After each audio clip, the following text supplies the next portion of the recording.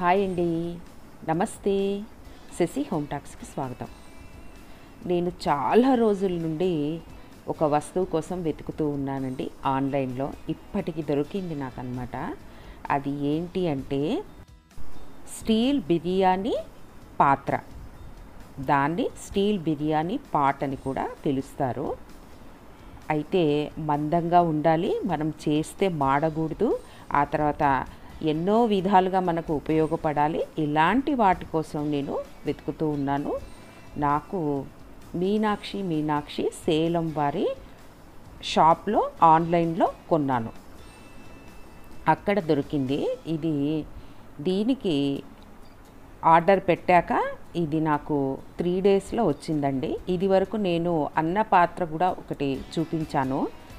అది కూడా నేను డిస్క్రిప్షన్లో పెడతాను, దాని లింక్ చూసేయగలరు. దీనికి ఒక పెద్ద స్పాచులా వచ్చింది, అంటే మనము బిర్యానీ కానీ కర్రీస్ కానీ కలపటానికి. అది కూడా పలుచగా లేకుండా బాగా స్ట్రాంగ్గా ఉంది. ఆ తర్వాత మూత కూడా చాలా బాగుందండి. ప్యూర్ స్టీల్ అన్నమాట. హెవీగా ఉంది. మనము మూసినప్పుడు ఈ హ్యాండిల్కి వేడి తగలకుండా కాస్త ఎత్తుగా ఇచ్చారు. ఆ తర్వాత దాని బిల్లు కూడా అందులోనే ఉంది. దీని ధర 2099, అంటే 2100 అనుకోండి, విత్ షిప్పింగ్. దీన్ని నేను సెర్చ్ చేసి చూశాను. ఆన్లైన్లో 2400 నుండి 2600 అలా వివిధ రకాలుగా రేటు ఉంది. చూడండి, ఈ పాట్ అయితే ఎత్తు తక్కువగా ఉంది, షార్ట్ డీప్ అన్నమాట. మీనాక్షి అని బాటంకు రాశారు. ఆ తర్వాత చూడ్డానికి చాలా బాగుంది. ఇందులో కేజీన్నర బిర్యానీ నిరభ్యంతరంగా వాడకుండా వండుకోవచ్చు. సేఫ్ మెథడ్లో దాదాపుగా చేసుకోవచ్చు. ఆ తర్వాత కర్రీస్ కూడా 2 కేజీలు 2.5 కేజీ దాకా చేసుకోవచ్చు. డీప్ చూడండి, చూపిస్తున్నాను, ఇలా ఉందన్నమాట. ఆ తర్వాత స్మూత్ ఫినిషింగ్ ఉంది. శాండ్విచ్ బాటము, అది కూడా చాలా హెవీగా ఉంది. ఆ పాత్ర కూడా అంటే సింగిల్ షీట్తో సేలంలో తయారు చేసిన పాత్ర. సేలం స్టీల్ అంటేనే మన దేశంలో చాలా ప్రముఖమైన స్టీళ్ళల్లో అది కూడా ఒకటి.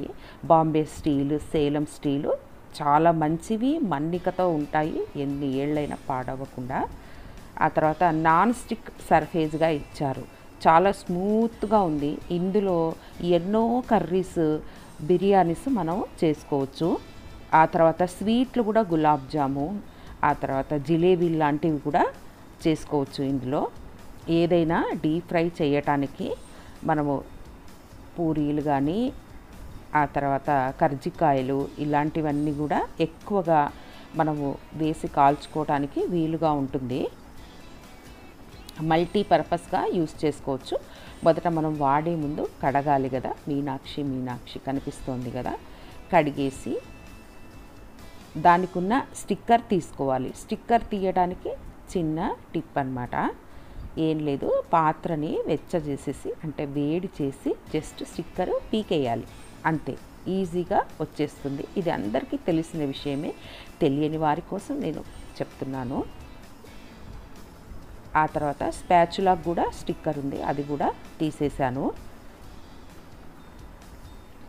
వెనిగర్ వేసి రుద్దితే కూడా పోతుంది. వెనిగర్ అందరి ఇళ్ళలో ఉండకపోవచ్చు, అంతే.